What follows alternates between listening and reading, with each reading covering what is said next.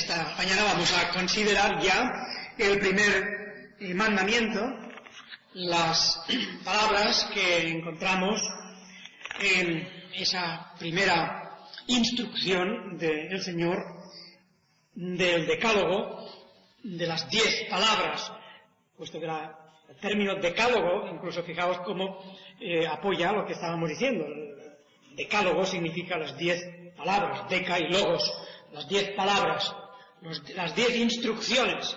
Si bien esas 10 palabras, o 10 instrucciones, o 10 mandamientos, como recordáis todos, son dadas a Israel en un momento muy concreto y muy determinado de su historia. Esta mañana, pues, vamos a considerar el significado de ese gran mandamiento, de esa gran instrucción que tenemos abriendo la lista de las 10 grandes palabras y que dice de esta manera: no tendrás dioses ajenos delante de mí. En primer lugar, esta palabra ajenos tendría que explicarse un poco. No tendrás dioses ajenos significa de otras personas, de otras gentes. En realidad, literalmente, y aquí tengo el texto original, lo que significa esto es: no tendrás simplemente otros dioses, no tendrás otros dioses, cualquiera, sean dioses que pertenezcan a otras naciones, a otras gentes, o simplemente sean dioses que uno mismo pueda hacerse. Porque la idea de ajeno podría confundirse como si el mandamiento estuviera restringido, o la prohibición en este caso, la prohibición estuviera restringida a los dioses que pertenecen a otras gentes, dioses ajenos, dioses de otros. Y por lo tanto la traducción me parece un poco deficiente, en el sentido de que sería más propio atenernos a lo que literalmente nos dice el texto. El texto original literalmente lo que nos dice es: no tendrás otros dioses, ajenos o propios. Porque hay un precepto muy interesante también dentro de la ley de Moisés que prohíbe de manera explícita, de manera clara, el que uno mismo se fabrique un ídolo, dice, y lo ponga en un lugar secreto. La idea de fabricarse un ídolo, de hacerse uno mismo un dios, no de coger el dios de otros, sino el de que uno mismo se lo haga, lo coloque en un lugar secreto y lo adore. Es decir, tenga su propio dios particular. Eso también, naturalmente, está absolutamente prohibido. Y por esa razón creo que hacemos más justicia al significado del texto cuando decimos esto: no tendrás otros dioses, no tendrás dioses de ninguna clase, de ninguna forma, de ninguna persona, de ningún pueblo o nación. No tendrás otro Dios en mi presencia. Ese delante de mí es la traducción de lo que significa delante de mi faz, delante de mi rostro, o sea, en una forma muy típica hebrea, de decir en mi presencia, como diciendo, donde yo estoy no puede haber otro Dios. Y Dios nos dice: yo estoy en todas partes. No puede no puede existir en mi presencia, no puede coexistir conmigo ningún otro Dios, ningún otro ser, ninguna otra fuerza o poder o influencia que venga a competir conmigo, que venga a alterar este absoluto y total control y dominio que yo tengo del universo. Naturalmente, no es que Dios Yahvé, el Dios Jehová, no es que Él tema, no es que Él esté temeroso de que venga otro Dios, porque no existe. Como hemos leído hace unos momentos en 1 Corintios capítulo 8, el apóstol ya razona precisamente de esta manera. Sabemos que no hay más que un Dios. Sabemos que no hay más que un Dios. 1 Corintios 8:4. acerca pues de las viandas que se sacrifican a los ídolos, dice, sabemos que un ídolo nada es en el mundo. Es decir, que un ídolo no existe en la realidad. Existe la figura material, existe esa imagen, el icono, eso existe, pero no hay una realidad espiritual detrás de eso. No es nada. El ídolo no es nada, es ficticio, es una cosa de la imaginación completamente. Y por eso dice el apóstol, sabemos que no hay más que un Dios, solamente un Dios. Por lo tanto, ese único Dios tiene la garantía absoluta de ser totalmente y exclusivamente el único Dios en el universo que existe en realidad. Dios, por lo tanto, no teme aquí, como digo, la competencia de que venga otro Dios, no teme que se le pueda disputar a él el dominio del universo. Eso es imposible. Lo que ocurre es que eso sí que nos puede ocurrir a nosotros.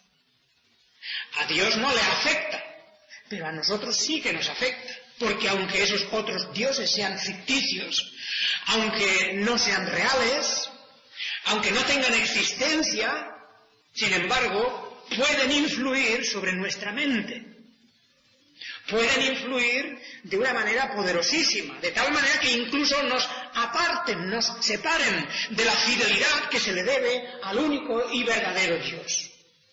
Por lo tanto, la primera instrucción, el primer gran mandamiento que tenemos en esta ley divina, que es la ley que debe gobernar y debe regir nuestra conducta, nuestros pasos, es un mandamiento que tiende a asegurar de una manera definitiva y total que sobre nosotros no existirá ninguna otra influencia, que no existirá ningún otro poder que domine nuestra mente, que ninguna otra fuerza de carácter espiritual o moral va a tener un carácter determinante en nuestra conducta y en nuestro caminar en la vida.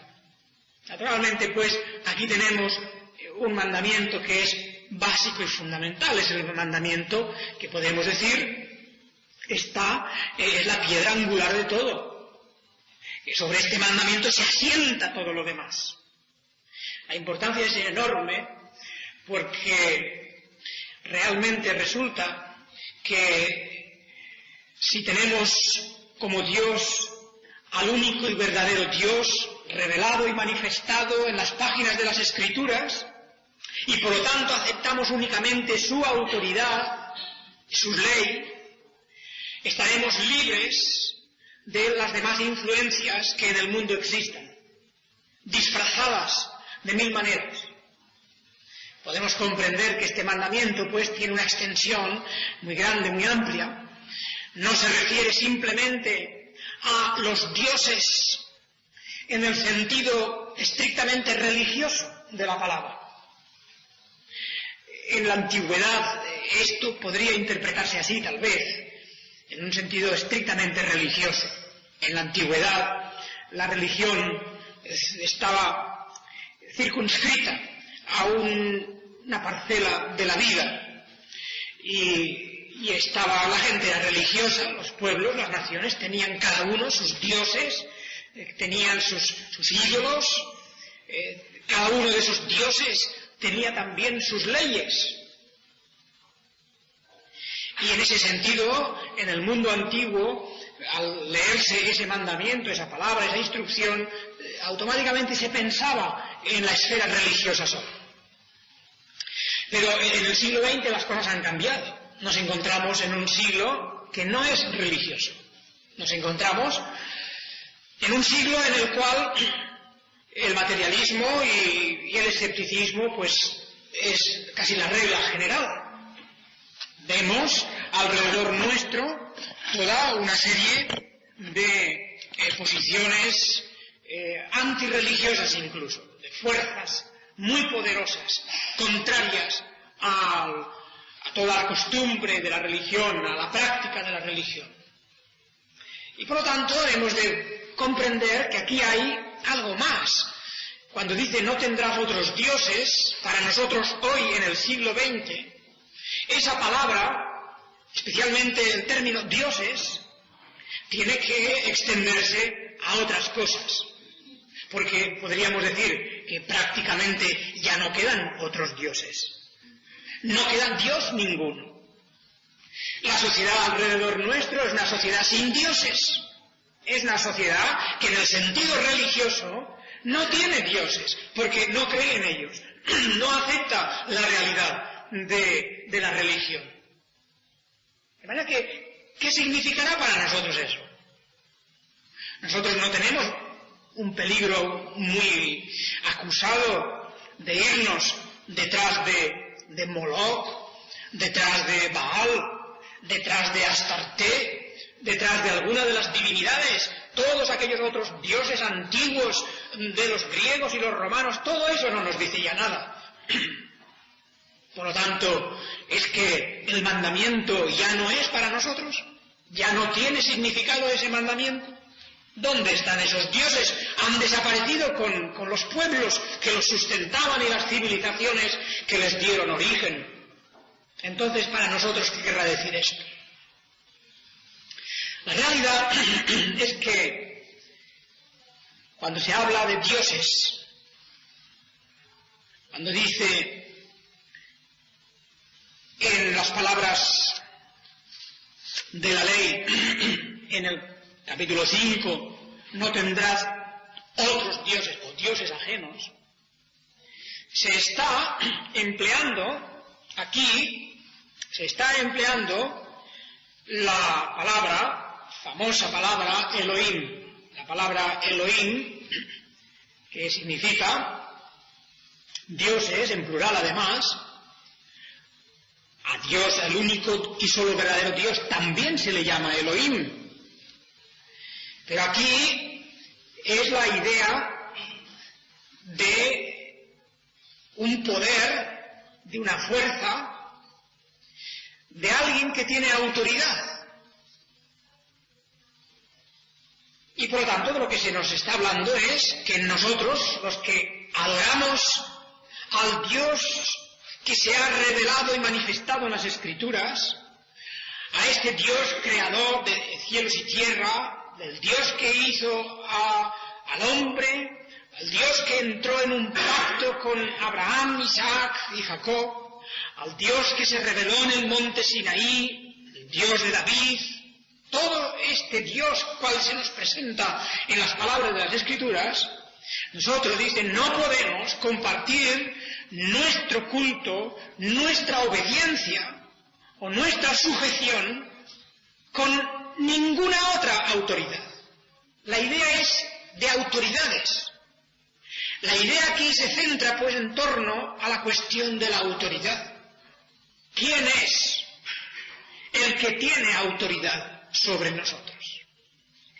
¿Quién o qué cosa es la que tiene autoridad? La que condiciona nuestra vida, la que gobierna nuestra vida.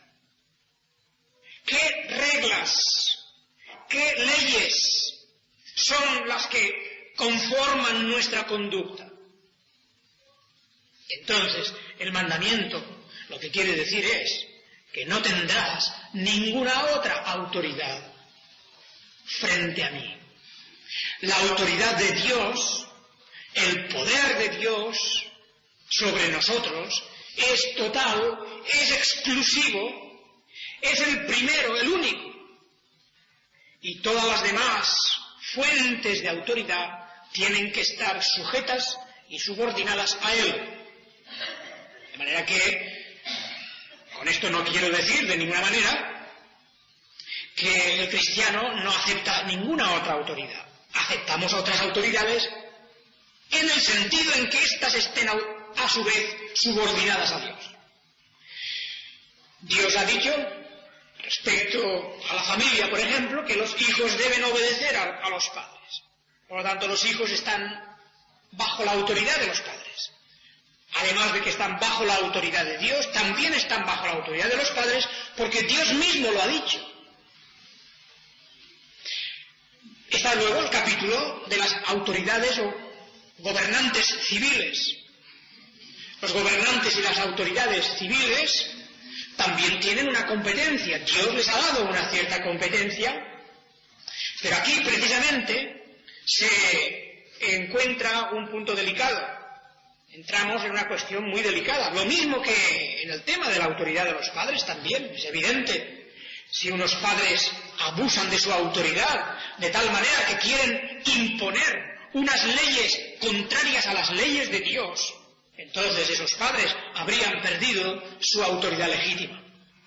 Lo mismo las autoridades, los gobiernos, en las naciones, en los pueblos donde vivimos. Si estos instruyen de tal manera o legislan de tal forma que sus leyes son leyes contrarias a las leyes de Dios, ellos mismos, para nosotros, han perdido esa autoridad legítima que en un principio tenían.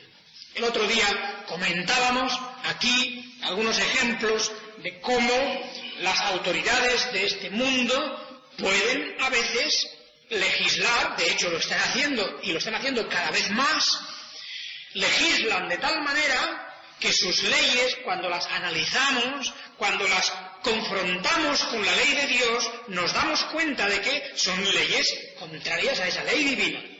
Y ahí es donde la conciencia del cristiano, naturalmente, tiene que sospechar en qué dirección se va a ir. Y para nosotros está claro, es evidente que tenemos un solo Dios, una sola autoridad suprema, una sola autoridad que merece el nombre de absoluta.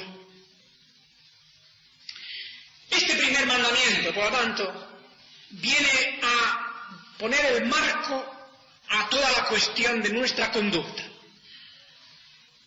Decíamos, empezando nuestro estudio de la santificación,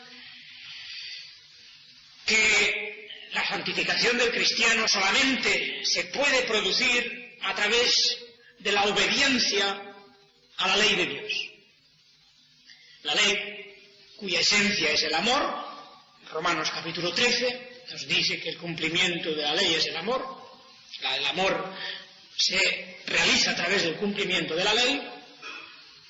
Y la ley se resume en dos grandes mandamientos que tiene como base el amor. Amarás a Dios y amarás a tu prójimo. Ese es el resumen, la esencia de toda la ley. Por consiguiente, estamos diciendo una y otra vez que no hay otra forma de conducta y otra forma de avanzar en la santificación si no es a través de la obediencia y la sujeción a esta ley divina. Pues bien, esa ley tiene un marco, y el marco nos lo da este gran mandamiento primero, esta instrucción.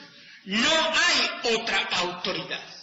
Donde está la autoridad de Dios, donde se establece la autoridad de Dios, en aquella esfera o área de la vida en donde esa autoridad está establecida, no puede venir otra autoridad. No hay, ni puede ser aceptada, ninguna otra influencia más poderosa que la influencia que nos viene a través de este Dios que nos da sus mandamientos. Cuando dice, por lo tanto, yo soy el Señor, tu Dios, ya veíamos en el prefacio de toda esta ley el otro día, lo del significado, algo de lo que significa el que hemos entrado en relación con un Dios definido, concreto. No creemos simplemente que hay un Dios, porque eso también lo cree el musulmán, o lo cree el budista, o lo cree cualquier otro. No creemos simplemente en la existencia de Dios.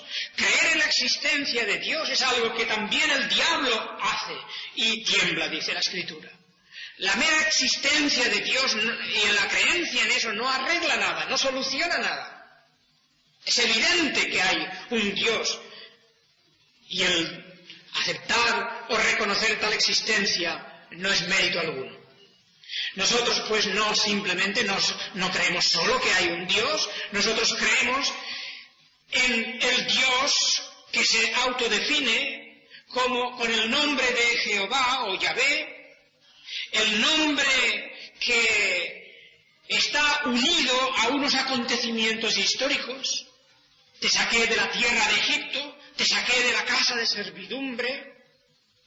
Es el Dios que se manifestó en toda la gran obra de la redención.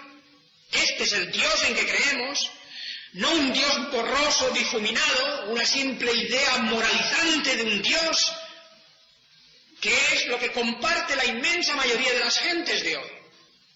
La gente de hoy que rechaza lo religioso, rechaza la religión constituida, pero no rechaza del todo la idea de un Dios. Y todo el mundo se aferra a que existe un Dios y consideran todos que creer en eso ya es suficiente. Pero naturalmente eso no es, porque decimos, el diablo también cree que el Dios existe. Realmente es así. Y no soluciona eso nada. Es creer en este Dios cuyo nombre nos ha sido revelado, con ese nombre ha sido también revelado algo de su esencia, el Dios que existe por sí mismo, el Dios que es desde la eternidad, aquel que dijo yo soy el que soy, y que ha realizado esos actos históricos concretos y definidos como la liberación de Israel de la casa de servidumbre de Egipto, de una situación de esclavitud. A este Dios nosotros nos relacionamos. Por lo tanto, el tener ese Dios significa también tener su ley. Porque en cuanto entramos en relación con el Dios, entramos en relación con su ley, con sus mandamientos. Mirad lo que pasaba en el mundo antiguo.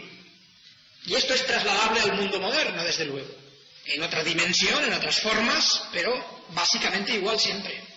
En el mundo antiguo ocurría que existía una pluralidad de dioses. Religiones monoteístas apenas las había, en la inmensa mayoría de los pueblos. Se había establecido una forma politeísta, muchos dioses. El tener muchos dioses significa tener también muchas leyes, porque cada dios tiene su propia ley, aunque sea elemental, tiene sus propias exigencias, diríamos, sus propias demandas. Cuando estudiamos algo de la mitología antigua, por ejemplo, o de las religiones antiguas, pues nos damos cuenta de que, efectivamente, cada uno de aquellos dioses tenía sus pequeñas exigencias. Se le tenía que dar culto, por ejemplo, de una manera determinada. Se le tenía que ofrecer ciertas ofrendas en ciertos días. Tenía también unas ciertas exigencias en cuanto a la conducta de esas personas. Tenían que obrar de una cierta manera. Cada dios tenía su propia ley. El ser politeísta era tener muchas leyes. Y el tener muchas leyes significa también que al final se cae en el relativismo, se cae en que más o menos se acepta todo. Se acepta todo porque se establece como algo que es relativo. Es decir, que las cosas de la religión, las cosas de la fe, las cosas espirituales vendrían a ser, pues, como una más de las cosas de la vida, que uno se mueve y actúa de acuerdo con las situaciones. El relativismo. Fijaos que en el mundo de hoy lo que está ocurriendo en realidad es exactamente eso. La gente, como no tiene valores absolutos, como no cree en nada de una manera absoluta, pues va haciendo, va viviendo según las circunstancias, según le va moviendo la vida, según le interesa de una forma o de otra. Las cosas se relacionan entre sí, por eso digo, tiene una tendencia todo al relativismo. Muchas leyes, muchas autoridades presionando sobre la conciencia, sobre la mente de las personas. En definitiva, muchos dioses. De manera que hoy, en el siglo actual, hoy estamos viviendo una de las eras más politeístas de la historia de la humanidad. Más politeístas. El mundo de hoy es un mundo politeísta, no es un mundo ateo, como piensan muchos, no. Después de que se habló del tema de la muerte de Dios, hablaban los filósofos hace poco tiempo, hace no muchos años, sobre la muerte de Dios. Querían decir con eso que las gentes se habían vuelto areligiosas, se habían desviado o apartado de la religión. Es verdad, de la religión constituida y formal la gente se ha ido apartando, pero no se ha vuelto atea. El ser humano por naturaleza no es un ser ateo. No, todo el mundo cree algo. Y en realidad cada vez lo que vemos es que se cree en más cosas. Hay cada día más dioses. Hay más autoridades presionando sobre la conciencia de las gentes. Más fuerzas e influencias extrañas que demandan y exigen obediencia, que se sujete uno a ellas. Por lo tanto, repito que estamos en la misma situación en que el mundo antiguo se encontraba. Han cambiado unas cosas. Los ídolos de hoy no son aquellos estrafalarios iconos, ¿verdad? Aquellos de los que a veces nos reímos cuando los vemos en las fotografías de las ruinas de la antigüedad. Decimos, qué imaginación tenía esta gente, ¿verdad? Y ahí veíamos los iconos y esas imágenes hechas de esa manera tan rara, tan extraña, y decíamos, ¿cómo es posible que esa gente adore o adorase? ¿Cómo es posible que ellos adorasen a esas cosas que ellos mismos hacían? Pues bien, en el siglo XX es igual.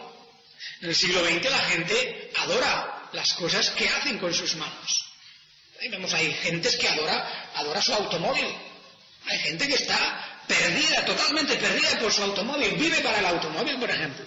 En torno al automóvil, diríamos, es un dios. Se ha convertido en un dios. Hay otra gente que ha convertido a cualquier otro objeto. Fijaos la inmensa cantidad de objetos que la técnica moderna es capaz de producir. Las gentes están completamente vendidas a esos objetos, viven para lograr eso, para conseguirlos. Su obsesión es esa, su vida solamente se encuentra llena si poseen eso, si tienen eso. Y esas cosas implican también, ciertamente, una manera de vivir. Tienen sus leyes, tienen sus formas de condicionar la vida de las gentes. Y por lo tanto, las masas se van detrás de ellas. Bien, podemos decir pues que hay una situación similar. Yo creo que si hiciéramos un intento de hacer una lista de los dioses modernos, de las leyes que esos dioses tienen, de cómo obligan a las gentes, de cómo condicionan la vida de las personas, nos quedaríamos asombrados al ver la semejanza, al ver el parecido. Los antiguos tenían pues esos ídolos, los modernos tienen los suyos, además de que también perviven en algunas áreas y en algunos lugares las mismas formas antiguas, desde luego, de idolatría y de culto a otros dioses. Yo creo, hermanos, que cuando hablamos de este mandamiento, este primer mandamiento, la idea principal que se nos está transmitiendo aquí es que Dios quiere que su pueblo sea un pueblo con creencias absolutas. Esto es muy importante. Y esa es la diferencia con respecto al resto del mundo. El resto del mundo no tiene creencias absolutas. Lo mismo le da una cosa que otra. Puede aceptar hoy esa autoridad y mañana la otra autoridad. No le importa eso. No tiene una conciencia formada sobre un poder absoluto. Y fácilmente se mueve de un lado a otro.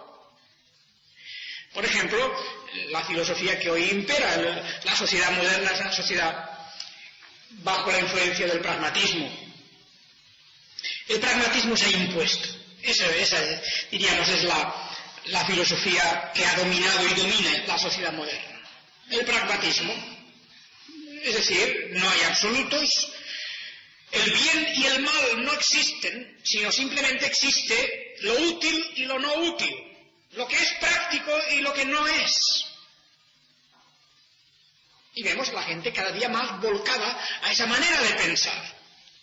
No en términos del bien y el mal, en los términos bíblicos, es decir, la definición de lo que es bueno y malo de acuerdo con la ley de Dios, sino que la gente hace o deja de hacer según le vaya bien o le vaya mal, según sea apropiado para sus propias conveniencias o no. Ese es el pragmatismo. Y por eso, pues, no existen, para las gentes de hoy, no existe la palabra verdad. Y por eso vemos la facilidad con que se miente, la facilidad con... Una manera, digamos, de vivir totalmente imbuida de esa filosofía pragmatista. Al no haber absolutos, según creen ellos, al no haber ningún principio de autoridad, al no existir una auténtica palabra que con mayúscula se llama verdad, pues cada uno va fabricando su conducta, su propia moralidad, de acuerdo a sus conveniencias. Bien, eso es un Dios. Eso es una manera de tener otros dioses.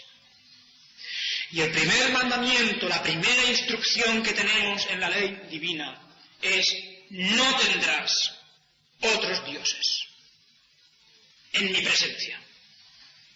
Donde yo estoy no puede existir ninguna otra autoridad. Veamos, por ejemplo, también la idea de cómo esas divinidades intentan controlar nuestro futuro. El futuro. Un Dios absoluto será un Dios que, además de que nos ha creado, es un Dios que también nos lleva hacia un fin. Él domina, Él rige y gobierna las cosas.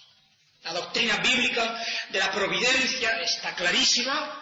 Es una doctrina en la cual se nos establece que los planes de Dios son perfectos y que desde principio a fin Él tiene su plan trazado.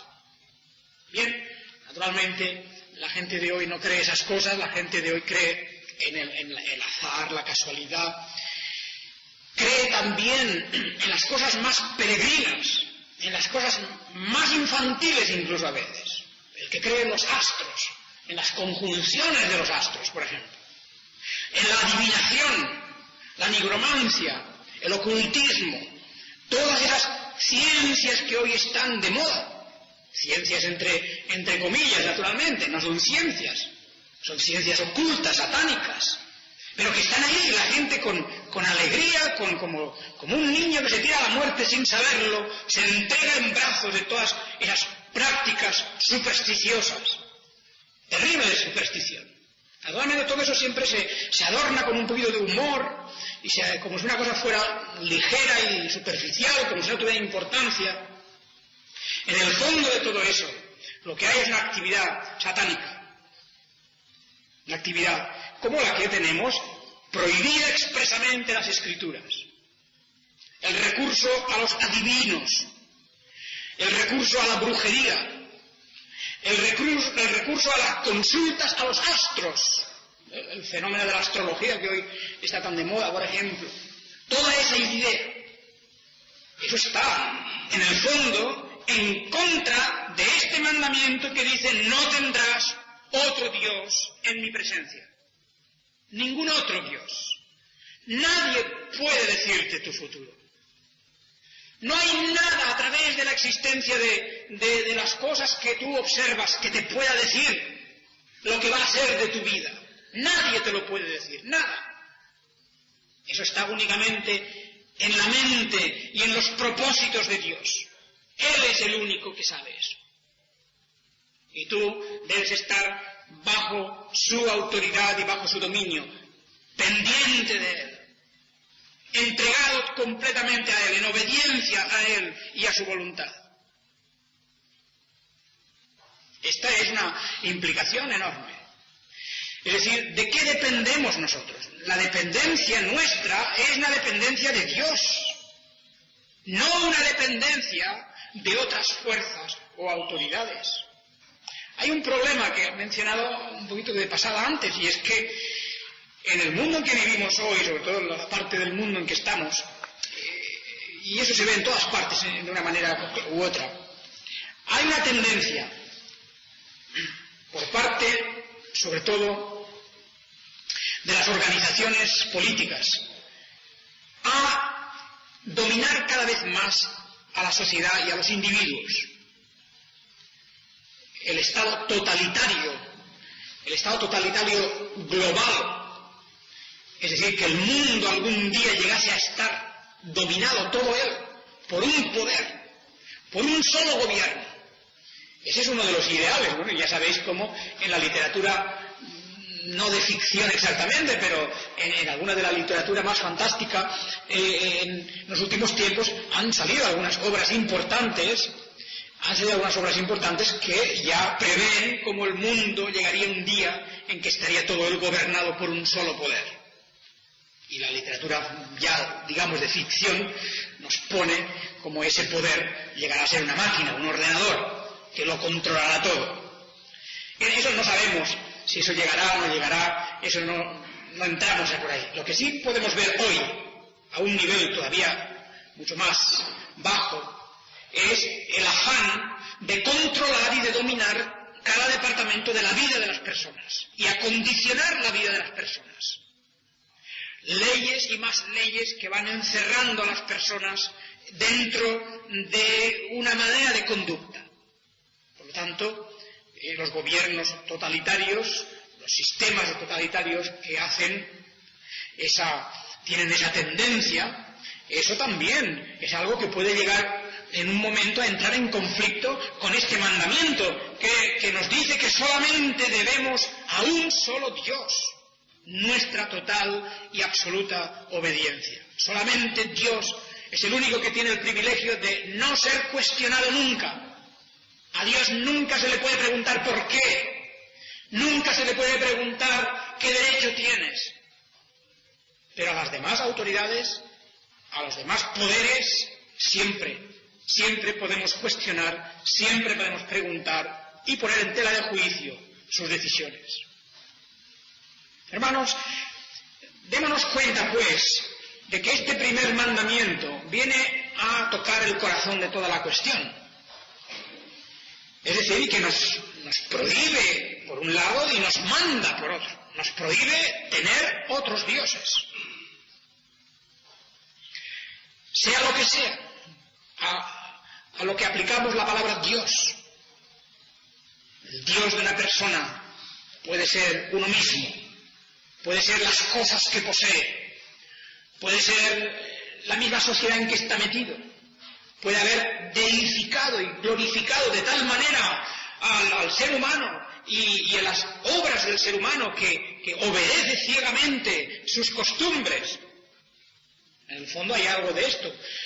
La obediencia ciega a las costumbres que se van imponiendo, las modas que vienen, todo el mundo lo hace. Esa es la excusa que digo, pero si todo el mundo lo hace. Naturalmente que todo el mundo lo hace, porque todo el mundo está fuera del control de Dios.